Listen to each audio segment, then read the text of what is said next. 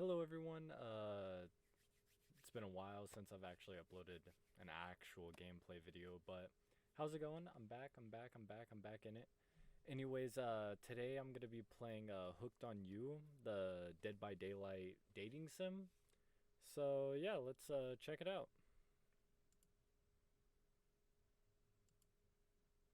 Please read the following terms, blah blah blah, accept.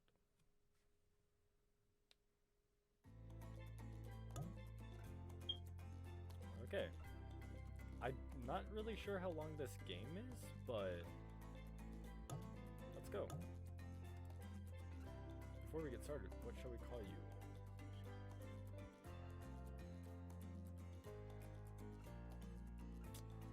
Should I just go with my username, Menace?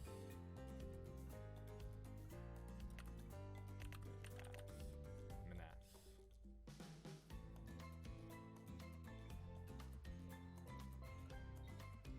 Ooh, I'm vibing with this music though.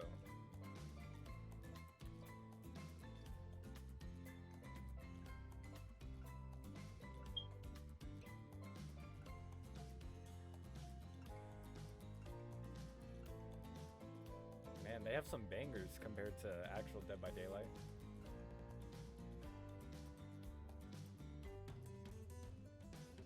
Am I supposed to press anything, or is it doing its own thing? Oh, okay, we're here.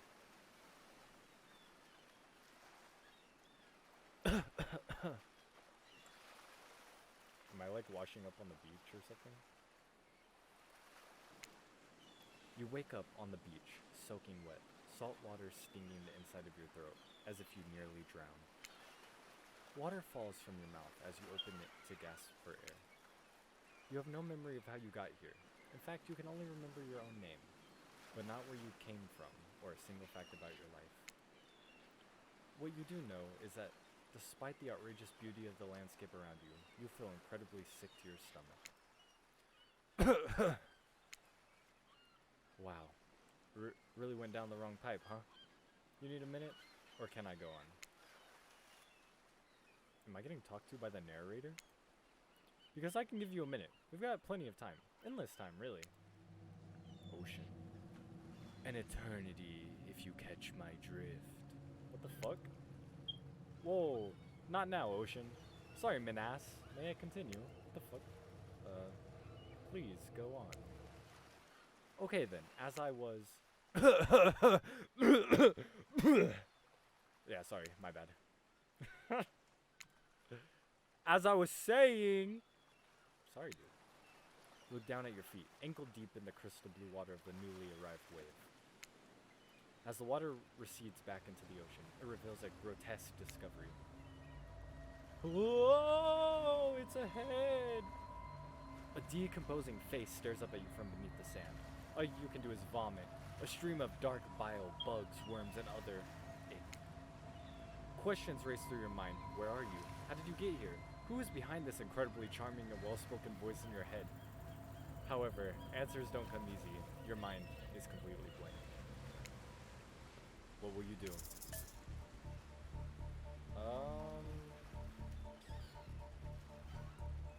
Run, close your eyes, or dig up that face. You know, I feel like I should dig up that face, you know. It's calling to me. Dig up that face! You brush the sand away from the half-buried human head embedded in the ground before you. What was this? There's no body, just this head. As you pick it up, flakes of skin fall to the ground. The jaw falls open, revealing a gold coin sitting on the rotting tongue of this poor dead soul. Getting your hands dirty, I see. I like that. You're a take charge type. I forgot the voice I get the ocean anyways. You examine the gold coin briefly, happily distracted from what has otherwise been an extremely confusing morning. The sun beats down on you, drying your clothes. You check your pockets, but they're empty. Plenty of room for a gold coin, you suppose, and so you deposit it. Why, that's a nice coin you got there. What if you were to spend it right now? What if I was to spend it right now?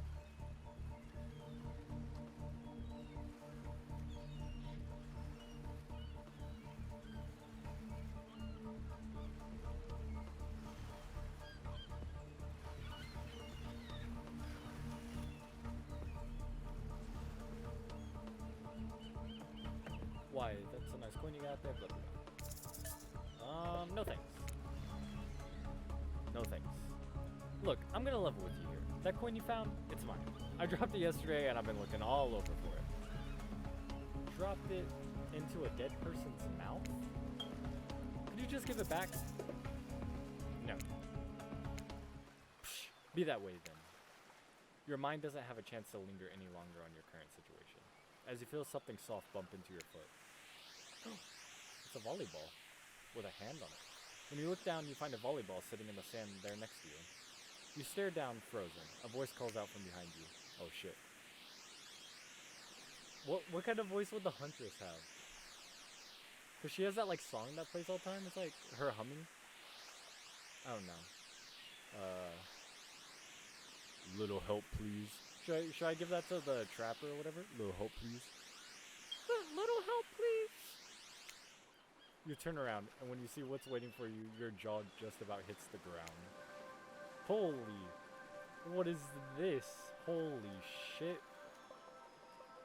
Whoa. Wait, what? You're ripped. Oh, the spirit? Ooh, damn, girl. Oh, the trapper. Oh, he looks kind of... Oh, he looks the most fucked up out of all of them.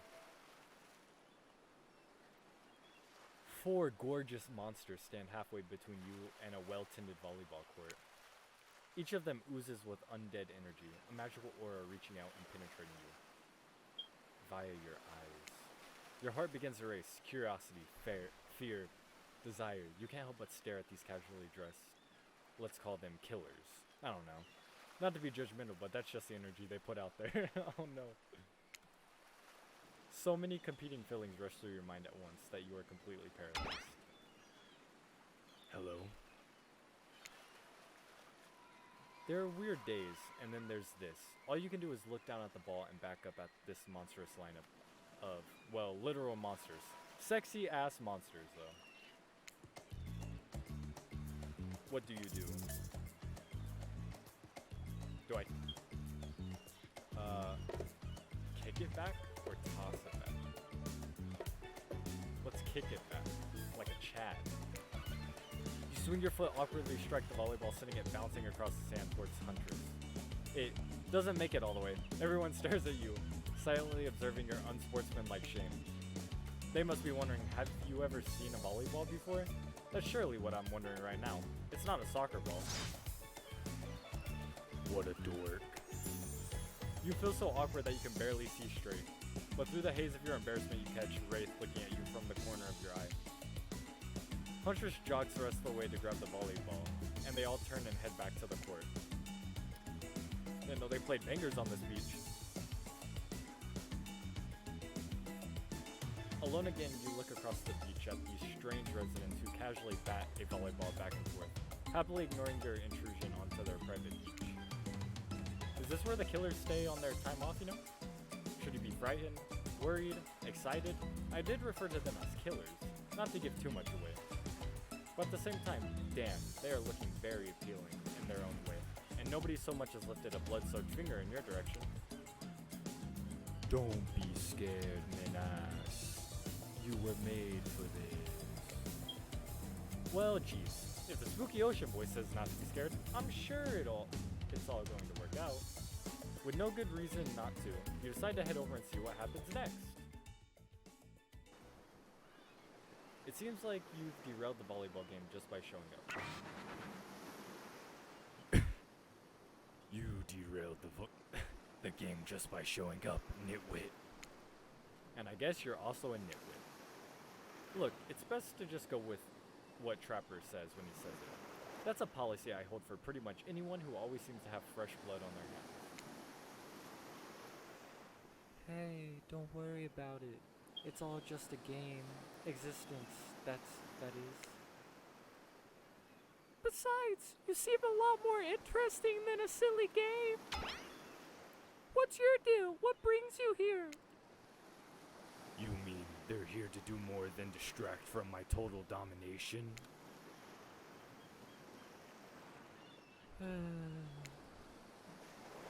That was Wraith. The sigh means he was done with the game too. This is Wraith. Oh. Either that or he saw a butterfly or something. Look, I don't care what this slack-jawed moron is here. Why the slack-jawed moron is... Oh, I just want to know, can I kill them or not? You know you can't. At least not yet. Oh yeah, not yet. Hey, Minas, you might want to, you know, say something. Actually, never mind. There will be plenty of time for that soon enough. Right now, this group has some questions for you. But be warned, answer quickly and answer well. This is a timed quiz, and it will be very important later. Very important. Or not important in any way whatsoever. Probably that one. I can't remember. How attractive would you say you are? Very. I'd say I'm very attractive. That's what you think very attractive is compared to this? Hoo-yah! Trapper flexes and his muscles are so tight that you can practically see the blood running through his veins. What a Chad. If you could have any superpower, what would it be? Flight. Flight, for sure. Technically, I suppose I can fly, honestly. It's not all that it's cracked up to be. As far as I go, I'm still not where I want to be. What was your best subject in school? Skipping class. History. History, I'll be honest. Nice. It's important to know what came before so that we are not doomed to repeat humanity's mistakes. I mean, we will anyways, but still. What's your favorite animal? What's a fucking mustelid?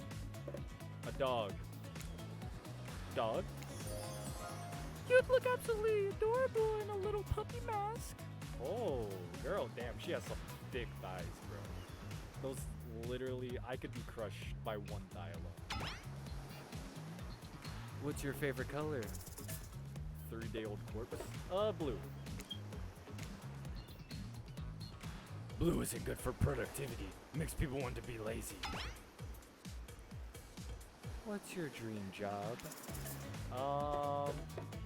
Not working at all. If we get to do what we really want, why work at all?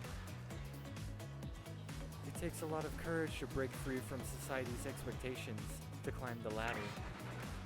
Only she could spin laziness into some kind of grand crusade. These damn millennials. Not the millennials. Best flavor of ice cream. Chocolate. Chocolate? My favorite flavor is pain. Oh. Same. Wait. Yeah, that was him. Same here. ... Mine is vanilla, swirled with pain. I think mint chip is the greatest flavor ever conceived myself. But enough about ice cream, am I right? Hold on a second, that reminds me. I am right. Always. It's a lesson you should learn before we go too much further. Do what I say if you want to survive. Pick mint chip. We're teaching lessons now, narrator. You rascal. Kill or be killed is the rule on this island. Even for faceless voices. Tell me, what's the best flavor of ice cream? Mint chip. Best flavor's mint chip. So obedient. I think you're gonna do just fine. Anywho, now that they know so much about you, I'm sure the group wants you to start getting to know them. I'm Trapper. I pretty much run things around here. I'm the smartest, richest, strongest person on this whole island. I don't like losers. If you want to know what a loser is, say hello to Wraith. Hi, I'm Wraith. I'm nothing like everyone else. I like nice people and loathe big dumb idiots. Hey, what's up? I'm Spirit. I don't like most things. I don't really hate most things either. It's not worth my time. But the things I do hate, I really hate, you know? Based on my personal observations, life is nothing but suffering, and society is carefully calculated lie to keep everyone subservient to those in power. It's better to choose to just not take part. Jeez, it's like she was downright murdered by society. She hates it so much. Oh no, wait, I'm remembering Spirit's story now, and that's almost exactly what happened. Hi, I'm Huntress. Don't let these bummers get you down. There's lots of fun to be had on the island, along with lots of love. Yeah, there is, if you know what I mean. Grow up. Grow up. Grow body. I've explained this 1,000 times. I'm dead, but I'm not a literal ghost. I just created a trail of fog. I'm not made of it. Whatever, fog body. That's not nice. He's not nice. You love it. Only sometimes. Ew, really? That's disgusting. That's why she likes it. Don't speak for me. I also hate it. Stop speaking entirely, actually. For the first time ever, I agree with Wraith. Let's move on, otherwise I'll do this all day. Besides, if I know this crew, and I do, they'll want to show off soon enough. If we're done playing, let's do something else instead. Whoa, for once I actually agree with the meathead. I say, we go to my yacht. It's the massive boat dock nearby. I'll give everyone a taste of true luxury and power. Wraith rolls his eyes. Don't mind him. He just hates fun and happiness. No, I hate the endless, desperate, soul-crushing pursuit of wealth. The way it's flaunted needlessly and the cruelty it engenders. What about hanging out by the pool? I find the water calming, simple, beautiful. Hey, what about our volleyball game? We can exercise and have some fun as a group. Are y'all serious? There's a perfectly good lounge to chill out at right here. I'm tired, and besides I hate being in the sun. Where do you want to go? The lounge. Wait, this is the lounge, right? Wait, volleyball, yacht.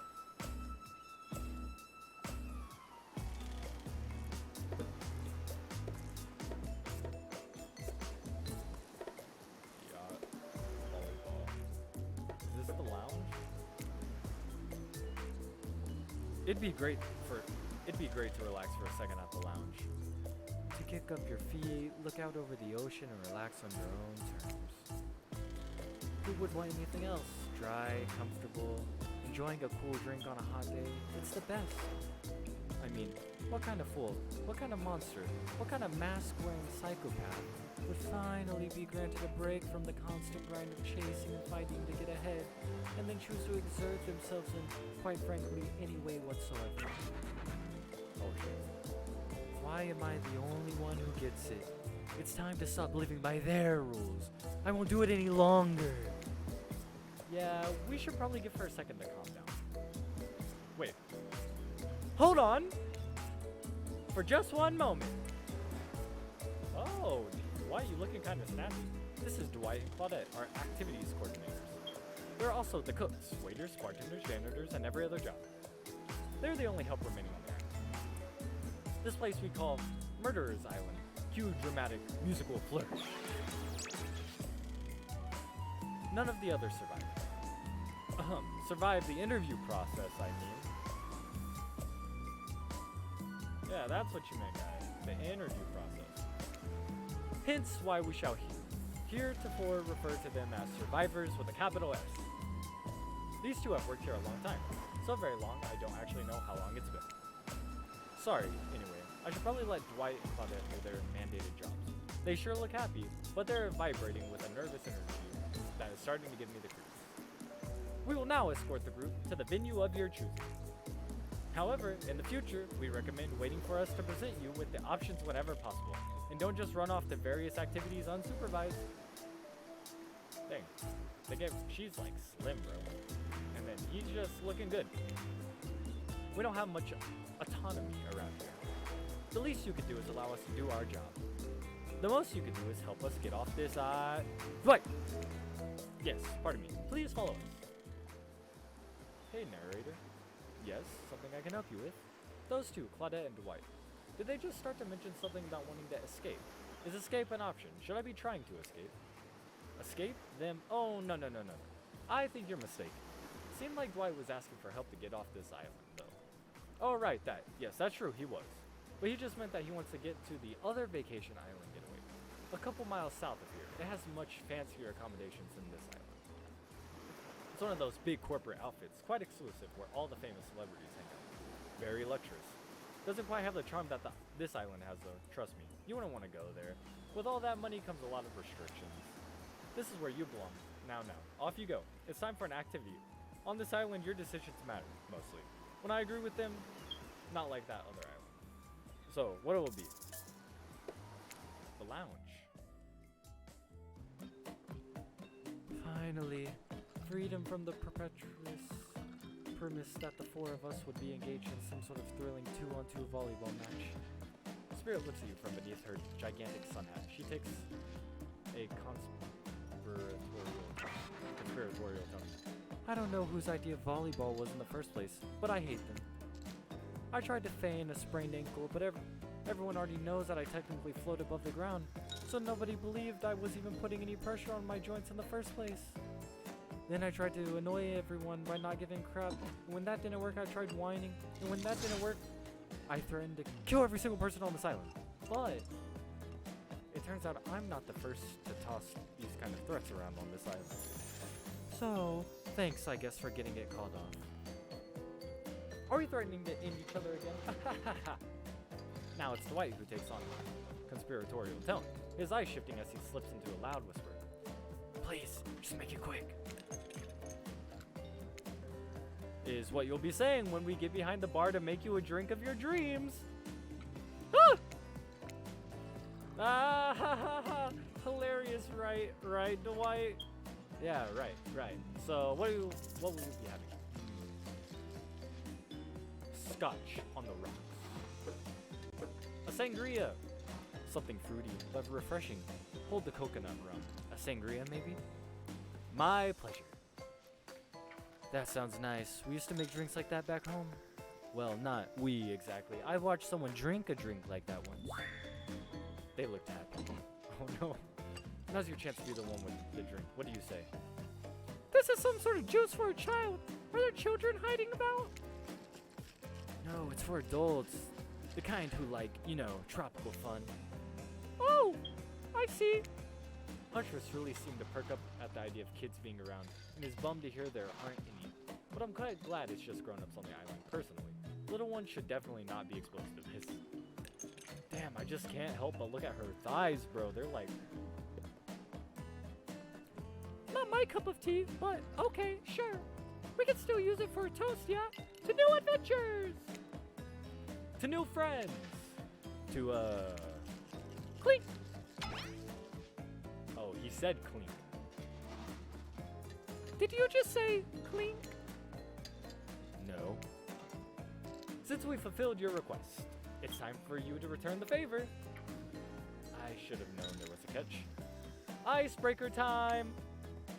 I swear, had I known they'd pull this kind of faux enthusiastic community building crap, I'd have suggested we attempt to walk to the lowest point of the ocean before I ever set foot near this bar.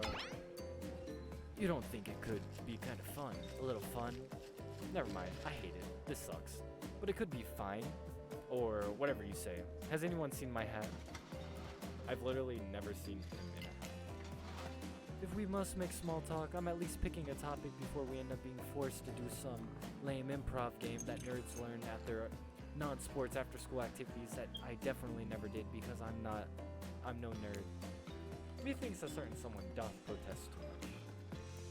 Sitting here on this beautiful sunny afternoon, warm sand beneath the cool fog beneath my severed feet. The topic I choose is books, novels, comics, fiction or non. Reading is the only real escape from the inescapable horror of life, the escape into your own mind. A groan rolls through the crowd. Not a lot of readers here, I'd imagine, based on that response. They were much more enthusiastic about drinking. Considering the situation we're in, it seems an appropriate time to ask you. Minas, what's your desert island book? The one book you'd bring with you if you were, well, on an island like this.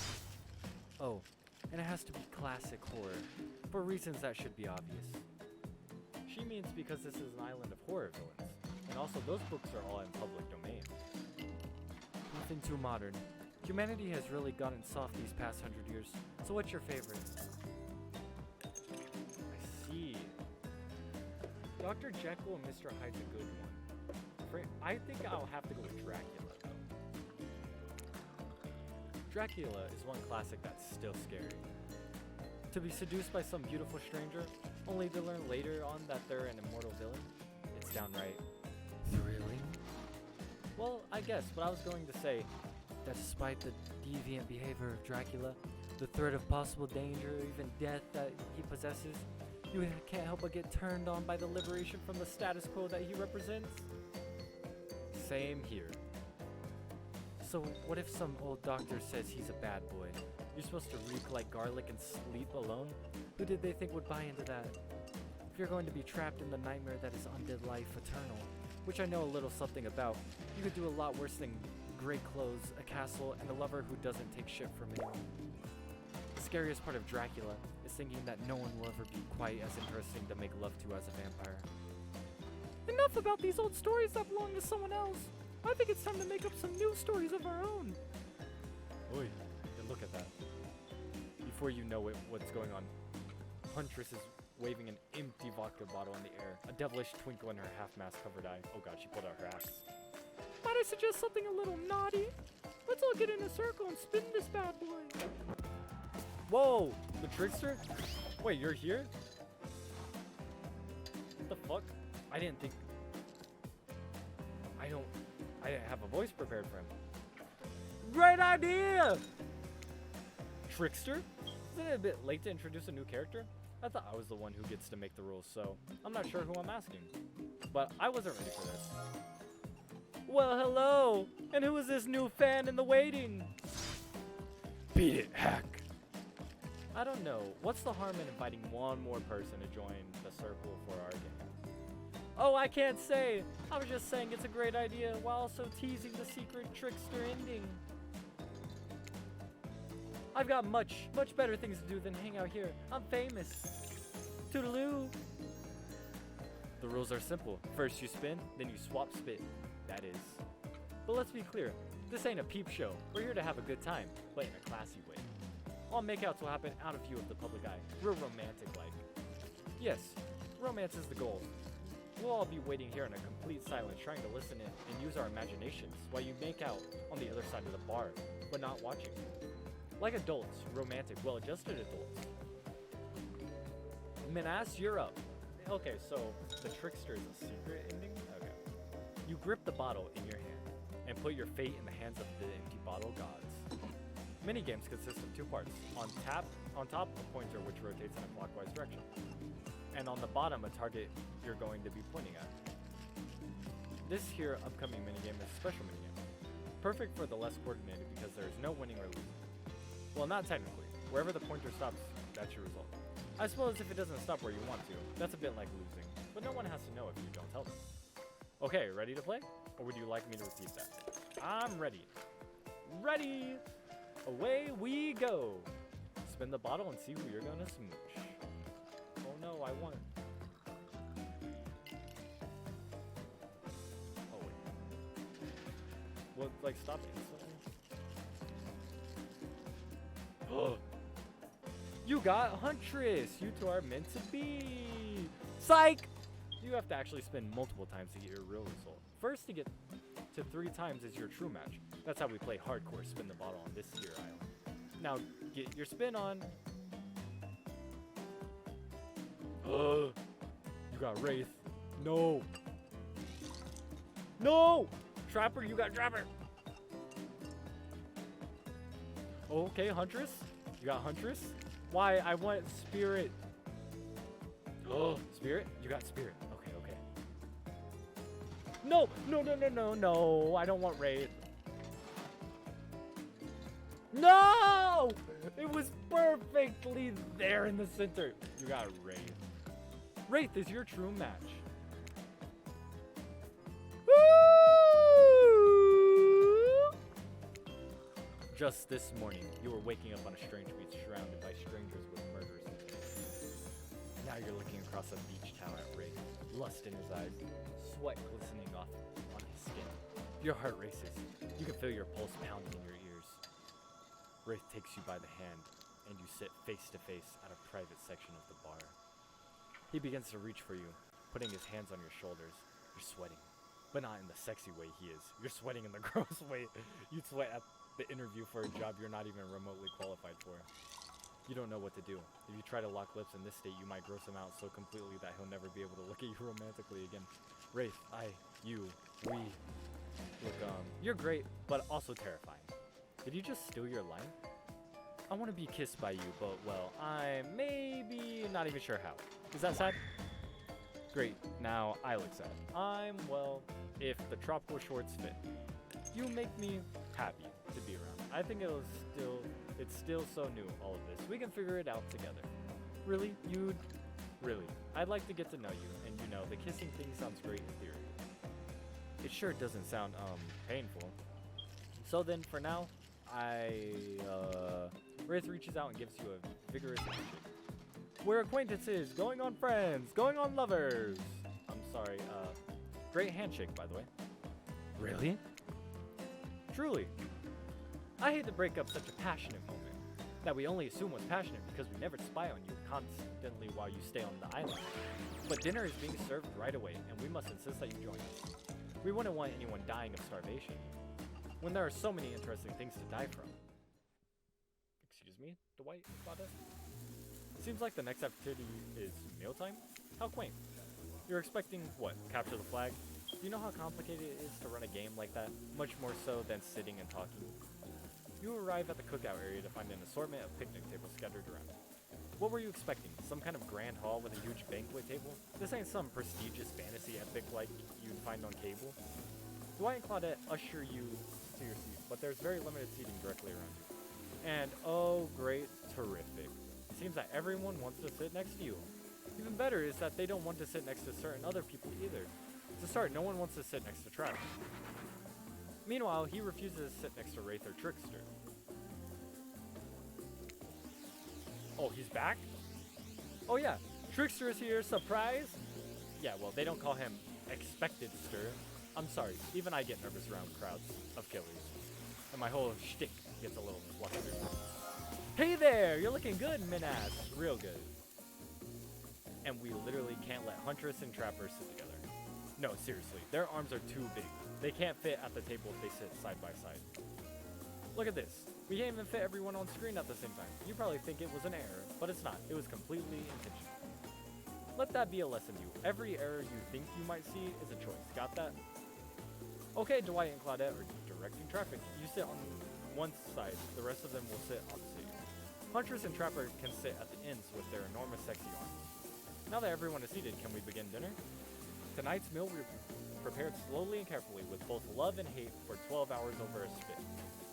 We hope you all enjoy. We really, really hope you do.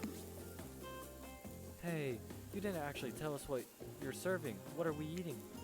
It's meat, seasoned with a specific number of special herbs and spices that we simply can't divulge. My favorite. Meat is good! Meat is murder. That's actually him, though. Meat is murder. Which you'd know, considering what you've been up to. Who are you to get judgy now? I'm just sharing facts. And you need to murder something to eat its meat, so that's like technically true. Technically true is the best kind of true. Okay, enough yapping, let's eat! Hey Minas, you thinking what I'm thinking? It's gonna be a person on that spit, right? Or several parts of overlapping people, perhaps. I haven't seen many pigs wearing palm tree button-down pants prints, you know? When you look closely at the spit, you spot what definitely appears to be scraps of fabric sandwiched between some layers of meat. I think I might be sick. Is there anything else to eat? This took 12 hours, and we do literally everything on this island. Actually, there's one thing you're not doing today. You're not carving up the delectable meal. Whoa, he's ripe for a change, cause I am with my broad axe. It's the perfect tool for easily chopping anything in twain. First, who says twain? Sometimes I swear it's like we're all from completely different historical eras. Second, I'll handle this with my cleaver. Fast, powerful, and clean. At least it's clean when the meat is cooked. No blood. You two and your ridiculous bicep swinging contest. Enough. Grow up. Obviously, my gorgeous katana is the only option. Obs. The hell it is. Oh, I'll show you both my katana and send you to actual hell if you'd like. Please stop. Please, I hate when we fight, or talk, or even when we look at each other in the eye. I can do it. I have the skull of Azarav. Great. Great! Instead of slicing it up, you can club it to a second death. Hey, Minas. I know this isn't what you want to eat, but hurry up and volunteer to carve up dinner. Otherwise, this will go for hours. No hyperbole. They once argued over who had the most effective weapons for 72 straight hours. And it doesn't matter which one does. When they're done, they will take even longer cleaning their weapon, all while explaining the value in maintaining your tools. Despite being a bunch of cold-blooded killers for some reason, they're always terrified of techniques. Hey, why don't you just let me carve up dinner? Splendid idea. We'd hate for it to get cold. He hated when it got cold. Here's a machete, freshly sharpened. Minigames consist of 2 parts. Yeah. Sometimes target. Press spacebar to stop the pointer while over the target to win. Fail to land on the target and you will lose. To achieve a perfect success, land on the start of the target area, not the end. Okay, ready to play? Ready? Yeah. Away we go! Slice! Perfect! Perfect! You missed completely.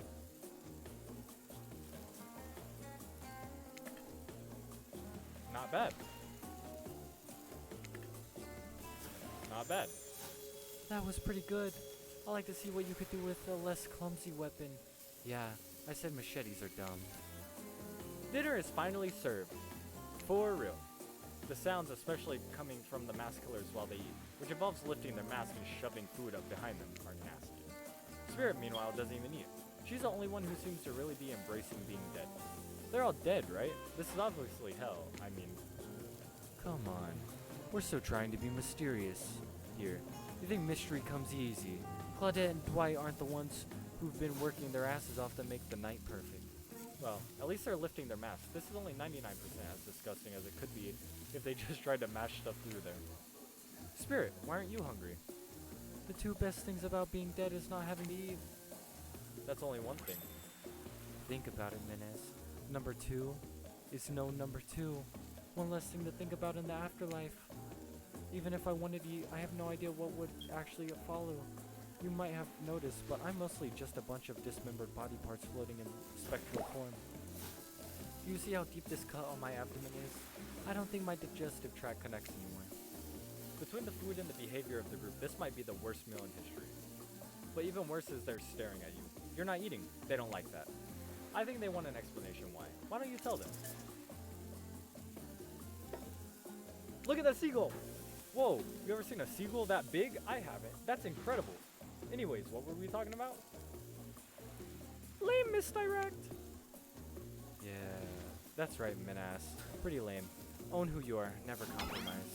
Didn't you wash up on the island with no memory of who you are and how you got here?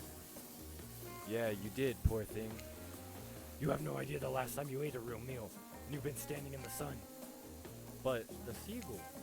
Uh-oh, he just made a lot of good points. I swear, you're beginning to feel lightheaded.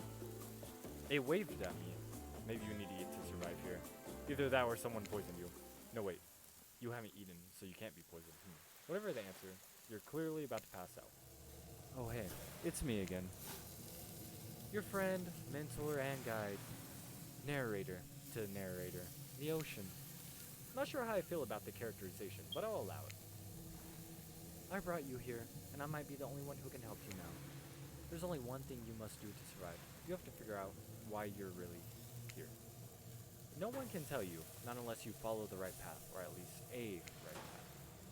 There's too many of those to count. Hopefully you pick at least one of them. Because there are even more wrong paths. Many of them lead to your demise. Others lead to something even worse. Starting scenes over and having to fast forward back to where you were, am I right? For this place holds many secrets, even from itself.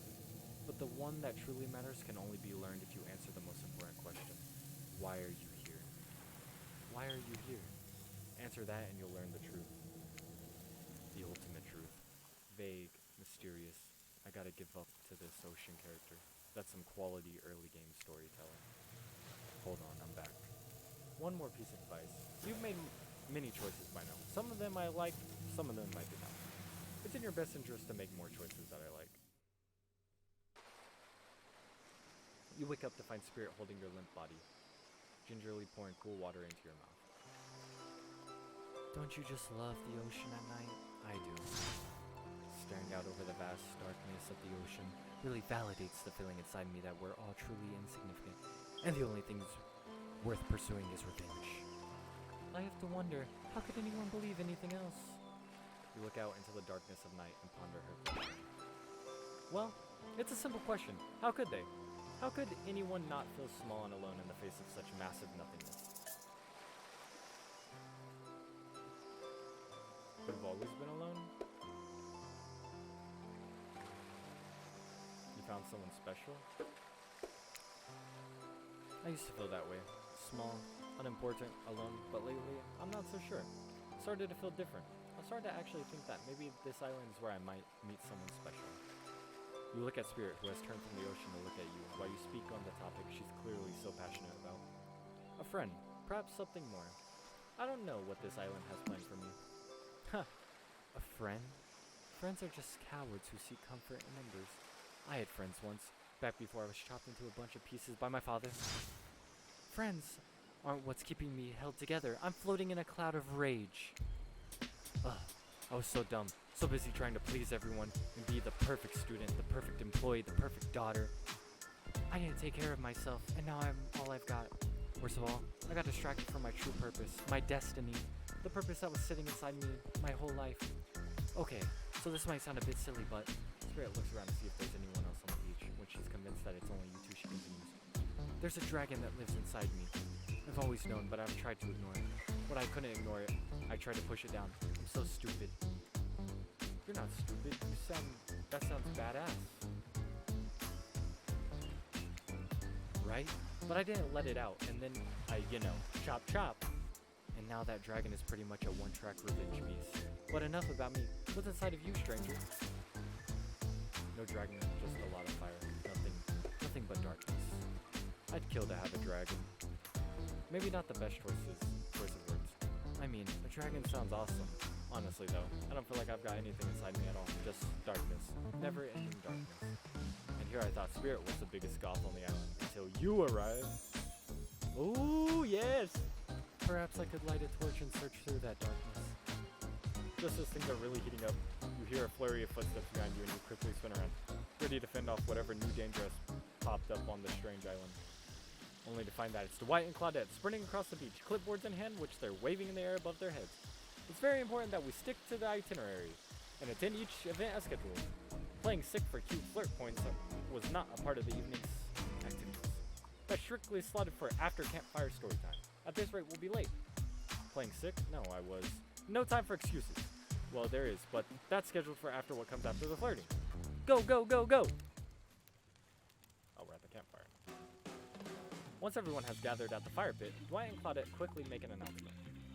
We're not going to blame anyone in particular, but someone, and we're not going to say who, so don't worry, hasn't been sticking to the schedule. That means that we're behind on time for evening activities, and we'll only have time for one person to share their special spooky nighttime story. Just one story, but story time is my favorite activity. This is a narrative-heavy experience. You're telling us that only one person gets to share? How will we decide who? Oh great, we have to decide as a group. That never goes well. Whoever did this, step up now. I swear I won't be angry. I'll merely chop your head clean off. No fuss, no muss. Voice trembling, you realize this is probably it for you, but you embrace your fate. Sorry everyone. I think they're talking about me. To be honest, I still don't understand how this whole schedule thing works. I guess I lost track of time. I was past that. Been there before. Even though it's taking some pressure off of me, which is an absolute dream come true. Is it really fair to pick on the newbie? Seriously, has anything here ever happened on schedule even once? Damn it, Donald. If you try to flex that authority gimmick one more time, so help me. I'll snap your head off so quick and then drown you in his blood. Cynthia. Fuss and Muss are back on. You two know I love to hack, slash, and slice. We all know you love to kill. It's almost all you talk about. Nobody named any names. Who even knows any names? Not us. I renounce my name. Who's Donald? Who's Dwight? Who even knows anymore? Call me nobody. But we still gotta get started on story time, so. Minas, who do you think should go? Damn it, that's a name. Please pick somebody quickly so that the tropical vacation does not turn into a bloodbath. I choose you, Spirit. Whoa, the entire experience is being carefully corrupted to avoid an IP infringement lawsuit. Let's be careful with the catchphrase, will you? Really? You want to hear from me? Spirit huffs and dramatically rolls her eyes as she gets to her feet in front of her. She doesn't seem happy. Don't let her talk you out of it. She's great with ghost stories. I don't know where she gets it, but she comes up with the scariest stuff. Seriously disturbing, even to me. And I literally pulled a guy's skull and spine out once with my bare hands. Wait, is that his weapon? Talk about bullshit stories. If everyone else is going to chit-chat, I guess I can just sit down. Huntress' eyes go red behind the mask and both Trapper and Wraith take their seat. They know when it's worth fighting and when it's not.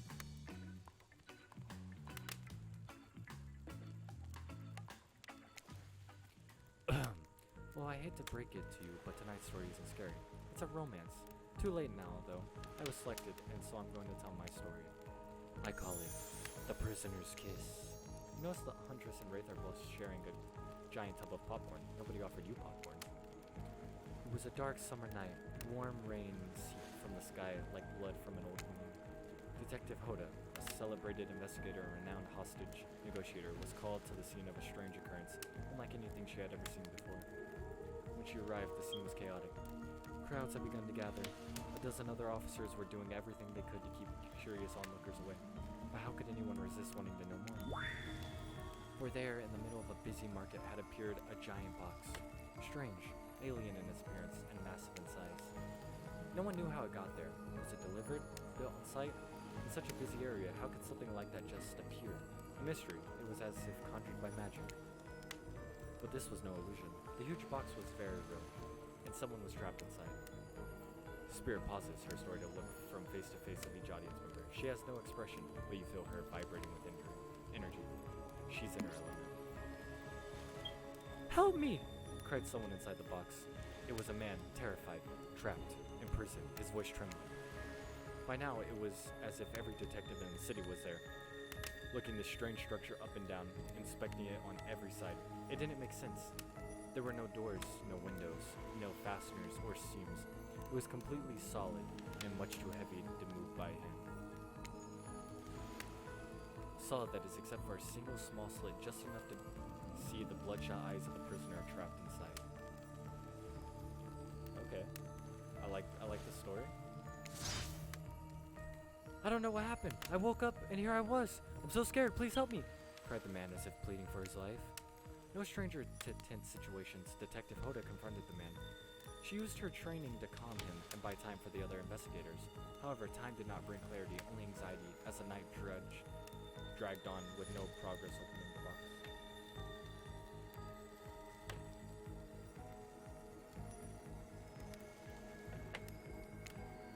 And as the night grew longer, the slipping rain puddling on the ground, the man inside grew more desperate, more sad and lonely, more pathetic and in need of help.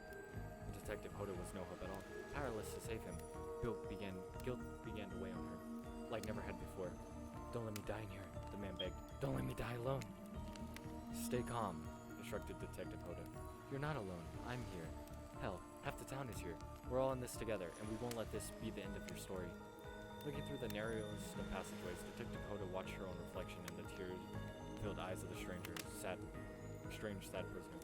Together, they both wept in silence at the hopelessness of the moment. Promise? Asked the man. Promise that I'm not alone?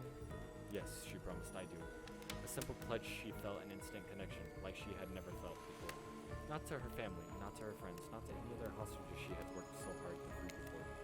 And so, when the man's eyes closed and backed away, it didn't scare Detective Hoda, for she knew he would return.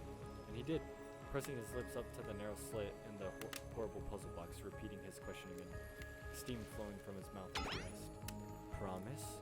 Promise that I'm not alone? Yes, she promised, I do. Pressing her palms against the cold outside of the box without truly knowing why, Detective Hoda leaned forward and placed her own lips up to the opening, letting her breath creep into the strange structure, allowing her warm lips to fall on this man's. It was a gentle kiss, a moment of compassion. She could feel, in this brief contact, the beating of her heart, pulsing blood through every inch of her body, matched beat for beat in the soft touch. Thank you, said the man, no trace of fear remaining in his voice, and he backed away into the darkness, disappearing in a single moment of eerie calmness. Get back!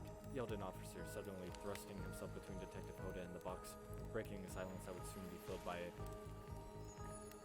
cacophony of whirring gears and clicking latches, a symphony of mechanical activity happening all at once. Something had triggered as if unseen lever pulled, and the side of the giant box began to slide open. Detective Hoda gripped her flashlight tightly and pushed forward into the foggy interior of the giant box. Her feet splashed in the puddled rainwater, her heart racing as she swept her light from side to side. And that's when her eyes landed on the man, or at least landed on what should have been. There in the corner of the box was a pile of pieces, like parts of a doll, almost pulled apart, or perhaps that's just how Detective Hoda had to think of him in that moment to survive. A collection of segments, limbs, pieces, disconnected from one another, cleanly severed and placed in a neat little pile. And atop the pile, a head, cold, pale, eyes open, lips an icy blue. Spirit stares at the fire, her own expression lifeless, her lips blue. Tears fall from her chin and soak into the sand at her feet.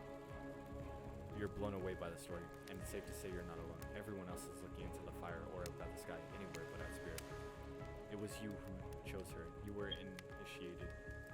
who initiated this harrowing tale. So sad, so creepy, so sensual. She really went into great detail when it came to describing that kiss. Too much detail, and now no one is sure to act. Dwight and Claudette are staring daggers at you. You have to do something. This game was supposed to be a lighthearted romp. Please, I said do something. Say nothing, hug her. You stand and without saying anything approach Spirit, reaching your arms around her for a hug. Her robe hovering in the air begins to wrap itself around you and squeeze you into her. It's kind of like being hugged back, but also like being tied up. It's certainly not what you expected. Instinctually, you pull yourself away, but it's an awkward movement, and you nearly fall over into the fire. Spirit says nothing and floats away without so much as a goodbye. You meanwhile realize everyone had just watched this truly strange interaction from the corner of their eyes. On that note, everyone decides it's time to take a break and split up for a little bit so that they can all have a moment alone before bed. Everyone leaves and you're alone by the fire. The only thing you hear is the ocean slowly lapping against the shore. This is nice. A true moment of peace and tranquility that lasts for all 7 seconds because Trickster shows up and he's blaring his latest song. Hey baby, you look lonely, mind if I join you? He doesn't wait for an answer. I know you've been hearing from these guppies all day, but I want you to hear something from a big fish like me. Something special those in charge of this island don't want you to hear. I'm the ultimate catch on this island, the only lobster in the ocean of sardiness. No one can give you what I can. You just have to find me. Come find me, baby. Trickster leaves. You're a bit confused about what to make of this cryptic clues, but you aren't going to get any time to yourself to think about them just yet. Spirit approaches you. You know, I was watching you while I told my story. I could tell it was having an effect on you. This fog that follows me around, I could feel you breathing heavily, taking me in. You and I are both absolutely flabbergasted at the piece of information. Legit, you learn something new every day. Even when you're a god, narrator. You're doing it again, right now. You need to calm down. You should come to the hot tub with me. Dipping in hot tubs with the Spirit. You've come a long way in a single day. I'm not saying you shouldn't follow her, an offer like that. Just don't forget our little talk. Huh. I don't know if I should, end it here, or... You and your storyteller friends slip into the water. It's just the right temperature for an evening dip. Plus, if some jealous shark comes along and manages to jump from the ocean into the pool, you're also pretty sure the killer can handle it. I've been going for almost an hour now. I don't know how long this game is. I just want to be totally clear. Even though that story bore some similarities to my life, it was not about me in any way, shape, or form. Not symbolically, nor metaphorically, nor any other thickly. I believe you completely. Sure, you were cut into pieces in your life, and so was the person in the story. Perfectly normal coincidence. Sure, you're on this island trapped, one might say, in a most puzzling place. Also a completely regular coincidence. Sure, his lips were blue, your lips are blue. Really? You call this blue? Searching for answers, hoping to find. Revenge. Revenge. Okay, so the similarities stop there, I guess. Coincidence. Sorry, the coincidences. Get this through your head, whoever you are. Samurai blood runs through my veins. Or, well, maybe it has coagulated by now? It's like congealed, right? Like, by now. No need to sweat the details. Regardless, I'm a descendant of noble warriors. Thousands of years of training with bladed weapons preceded my entrance into this world. You know how many swords that is? A lot. You gotta figure that with this many sharp edges, a person is bound to get disconnected from a body part here and there. The truth is, and I wouldn't typically share this, so don't go blabbing about it, I dreamt that story, like watching a movie in my sleep, when I was just a little girl, years before my father sunk his blade into my skin. I've never been able to shake it. That's a very adult story for a child to dream. Do you believe me? Yes. I know we just met, but yes, I do believe you. The way you told that story clearly came from some place deep. Fool! Who taught you to trust strangers? You're gonna get hurt if you don't learn to take better care of yourself. Now you've got me wondering, do I believe you? If you believe her or not? I know everything because trust me, I do know everything. Don't I already know the answer to my own question about if I believe your answer to Spirit's question? Whoa. Ocean air got me tripping. Sorry, I didn't mean to distract us both. Suppose a certain corpsey cutie floating in the cloud of magical mist might still be waiting for you to say the right thing, free her from her puzzle box. If you believe that she is the... Damn it, got me going again. Unfortunately, before you can follow the conundrum to what will surely be a mind-numbing spectacle of new questions, you find a certain someone standing before you with a fresh towel ready to throw you off. Sorry, kids, but it's time for bed. I might be the youngest one here, but I'm no kid. Oh, wait. I might be the youngest one here, but I'm no kid. I do, however, love being wrapped up in fresh, clean towel. My mother used to help me wash my hair when I was young. She'd comb out all the tangles and tie a ribbon around it before sending me on my way. I miss her. You watch as Spirit stares off into the distance, her hand gripping into the tight fist. She doesn't notice you're watching her at first. When she catches you looking, she turns away, roughly grabs the towel from Dwight, and then pushes him and Claudette aside as she floats away. So, like, are we just gonna go straight to bed? You head over to the campfire. The heat is comforting on the chilly night. Looking into the crackling embers, you think about Spirit's story, about the prisoner and the puzzle box. If you manage to escape this place, will you leave with your life? Or has it already been taken from you, and it's just a matter of time until you make a gruesome discovery? Before you can dwell too much on your fate, Claudette and Dwight arrive. Their now familiar creepy smile stretching from ear to ear. It's a bit menacing to see a smile like that, lit by firelight. We must apologize for the accommodations. We weren't prepared for another guest, but we're going to make you comfortable, or die trying. They hand over a pillow and blanket and welcome you to snuggle up by the fire. Perhaps some music will put you at ease. Just try to keep the volume to a minimum, or our other guests aren't the types you'll want to rob of their beauty sleep. Ready? Away we go! As you relax and look into the fire, the radio begins to fuzz and flicker. You examine it and decide that you might just the dial to fix it. Oh, what am I even supposed to do?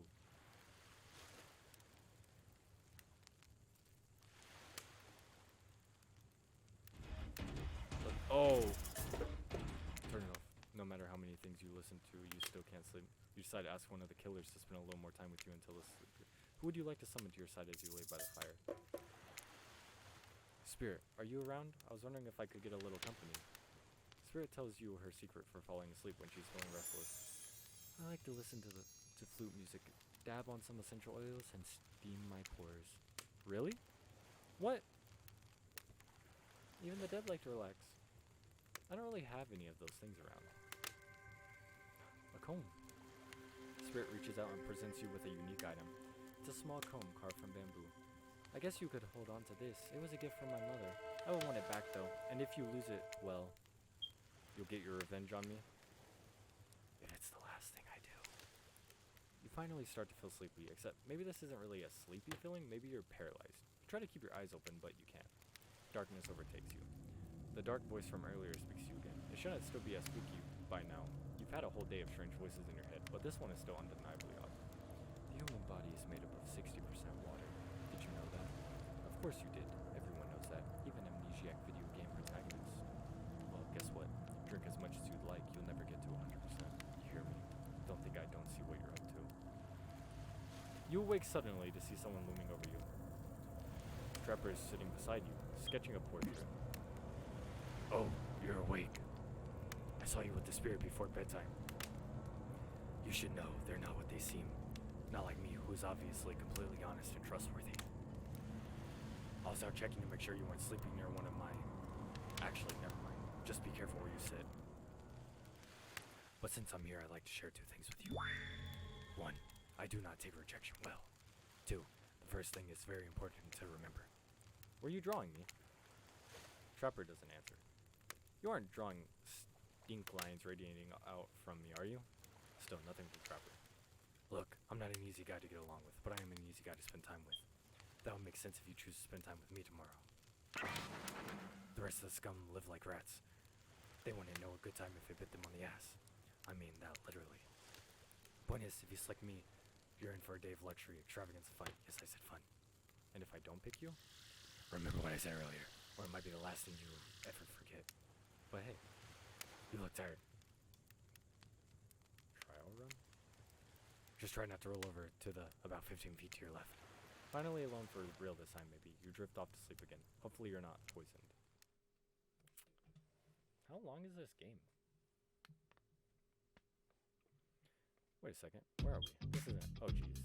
It is. It's one of those reality show confessional rooms where all of the contestants talk directly to camera. Can you blame me? Can you blame me for not getting along well with others? I mean, I haven't had a real conversation with anyone since I was a child.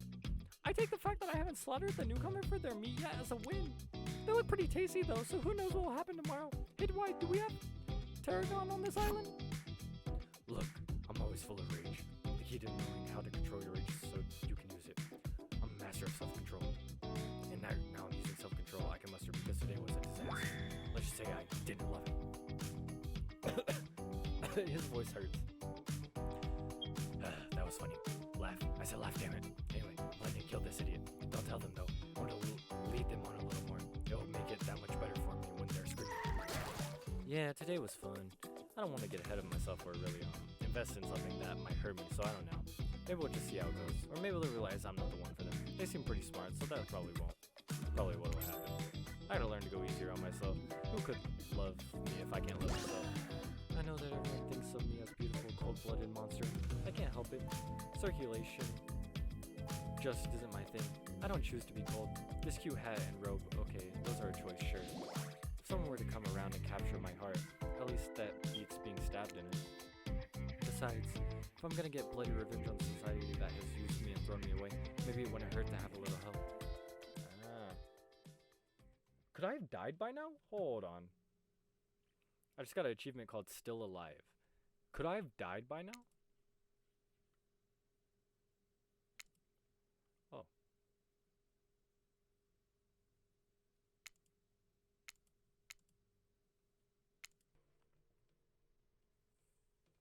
Yeah, okay. It looks like it's decently long and there's like multiple routes. So hopefully after you complete it the first time, it lets you like view the routes, like the what you can change and stuff like any other game. She's so thick, bro. Fuck. Okay. Anyways, yeah, thanks for watching this. I'll have a part 2 up. Hopefully you enjoy this. I really enjoy it. I'm going for the spirit, but I think I'm gonna try and get the spirit, get a good ending with her, and then just do other videos of the other endings. So yeah. Anyways, thanks for watching. Hope you enjoy this. If you have anything you want to let me know, drop it down in the comments below. If you have any suggestions for any games you'd like to see me play, you can also put those down in the comments below. Anyways, thanks for watching, and I'll see you in the next video. Bye bye.